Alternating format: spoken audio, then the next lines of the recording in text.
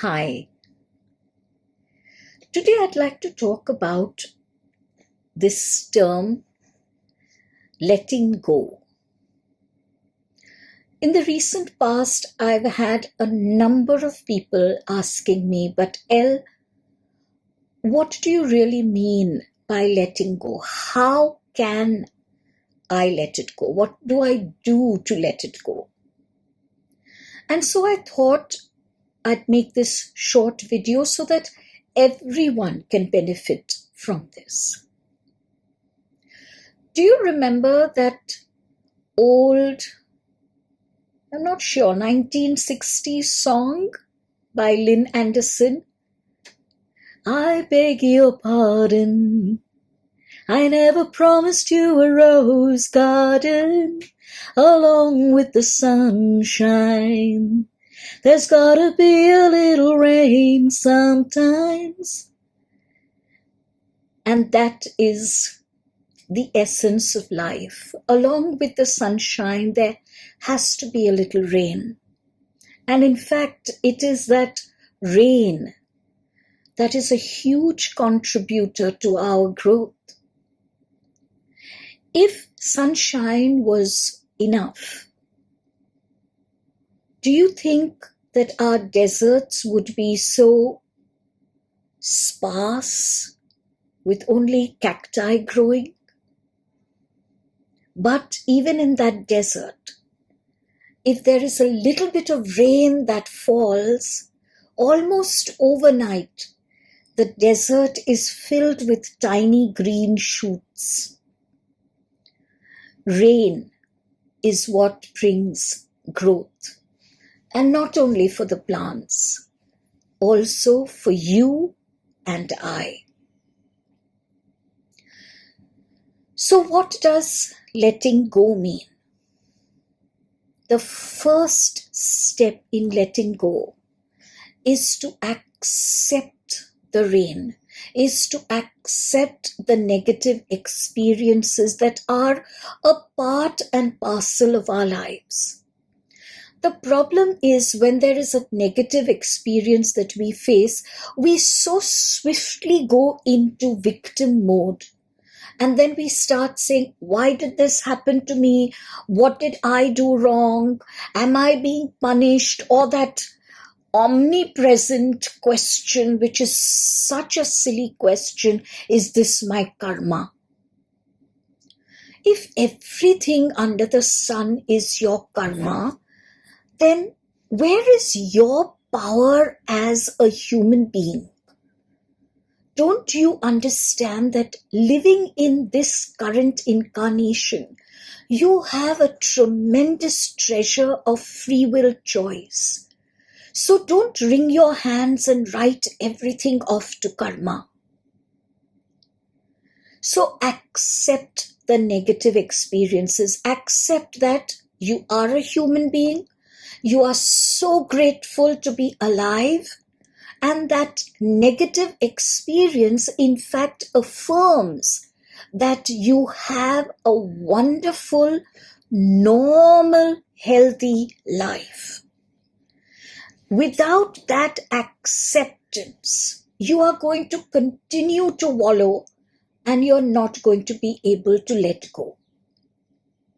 The second step, you have to accept that negative experiences take place in everyone's life. Every single person goes through it. All those millionaires and billionaires that you read about, the celebrities and Hollywood and Indian cinema film stars that you read about and sometimes envy, they all have negative experiences that they go through. They have their hardships, they have their difficulties, they have their crosses to bear just like you and I do. But most times these crosses that they bear are not revealed to us. It's only when something huge takes place that the media will carry it, and then you and I will get to know of it. But However famous they are, however rich and wealthy they are, they have their difficulties and trials and tribulations, just as you and I have. And so you are not alone. So stop being a victim. It isn't only happening to you, it's happening to everyone. Sometimes a negative experience for one may not seem so negative for another, but for that other person, something completely different will seem almost insurmountable, whereas for you it will seem not a big deal. So yes, we are all different, and we accept, endure, and resolve our negative experiences in different ways. But that doesn't mean that negative experiences don't take place in the lives of all. And that is step 2. Step 3. You have to not fight against the emotions that come up. When there are negative experiences, you and I will react like human beings. We will get angry, we will get upset, we might get anxious, we might blame another. These are all natural human reactions. Don't resist them. Allow yourself to sit with these emotions. Allow yourself to connect to these emotions and actually state, I am angry about this. I am anxious, or I am scared, or I am insecure, or I am absolutely upset. And I am aware that I am blaming XYZ for this situation. These reminders are very important for us when we have to let go. If we fight against these emotions by trying to be what I maybe a little harshly call goody two-shoes, and try to say, oh, this is all part and parcel of life and it's not affecting me, and you pretend to be stoic, you are not going to be able to let go, because the true and authentic emotions are still lying deep within you. So sit with those emotions, connect to those emotions and thoughts and feelings, and let yourself very, very clearly state, this is what I am feeling, this is what I am thinking. Once you have done that, then you must stop wallowing. You've got to then allow the emotions to go. And how do you do that? You do that by step 4, reminding yourself that you have that strength, you have that power of choice. And what is the choice that you and I have in a negative experience? We have the choice of reaction or response.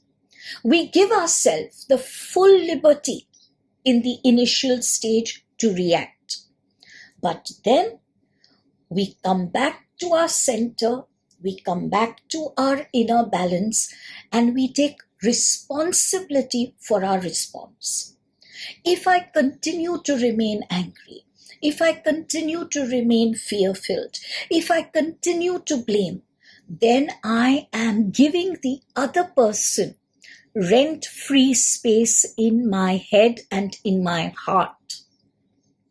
When I let go, I am doing it not for them, but for me. I accept that they have done something which I am judging as wrong. And that is fine. You and I have the ability to discern. And when we discern that someone has done something that is wrong, it is absolutely fine to say that. But once you have said that, Do not go around criticizing them and demeaning them, dishonoring them, bringing them down before others. That is a no-no. If you wish, you can pick up the phone, you can ask them to sit in front of you, and you can tell them that you believe that their action or their words were wrong. You have the right to do that. You do not have the right to insult them, condemn them, or disrespect them. Once you have done that, once you have set yourself free from the trappings of that person, those emotions, that attitude, that feeling, that thought, then do whatever you can, maybe a mindfulness exercise, maybe yoga, maybe a walk in the park, maybe a run, a jog, a dance, a song. Do whatever you find works best for you to come back to your center. And then you can do something which is very effective. You can start doing EFT and tapping. I am upset about this situation. I am angry with this person, but I now choose to let this go and be balanced, centered, and strong again. And the same sentence over and over again on all the points. Do whatever it takes. Instead of EFT, you may want to do Ho'oponopono. So sit with yourself. Visualize that situation and begin to reiterate, I love you, I'm sorry, please forgive me, thank you. What I share with my clients is, once you have done the EFT points of acknowledging your feelings, then do a second round of EFT points of, I love you, I'm sorry, please forgive me, thank you. I love you, I'm sorry, please forgive me, thank you. I love you, I'm sorry, please forgive me, thank you. If you can make this into a practice every time there is a negative experience, you will find that just 2 or 3 rounds like this of a combined EFT and Ho'oponopono will work like a dream. Try all this. Remember, you are letting go not because you want to let that person off the hook. You are letting go so that you grow with the rain that has fallen into your life. You are letting go so that your inner space becomes calm and clean and pure again, and so that in the future you do not have to suffer an illness or a disease because you are still holding energies of negative emotions within you. You are letting go for yourself. You are not letting go for someone else. I hope this will help you, and I hope you will do this every single time there is a negative experience in your life. All my love and a big hug to you.